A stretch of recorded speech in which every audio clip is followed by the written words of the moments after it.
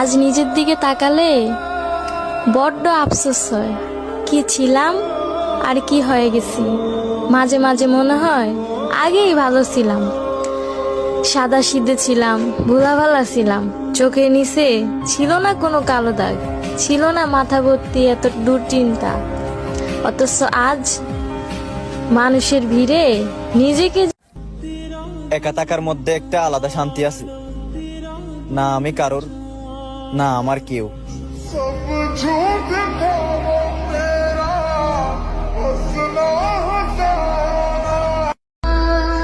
যার মায়া বেশি তার লাইফে কষ্টটাও বেশি।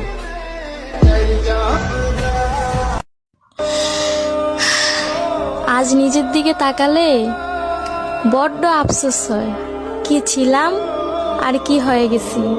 মাঝে মাঝে মনে হয় আগেই ভালো ছিলাম, সাদা সিধে ছিলাম, ভোলাভালা ছিলাম, চোখের নিচে ছিল না কোনো কালো দাগ, ছিল না মাথা ভর্তি এত দুশ্চিন্তা।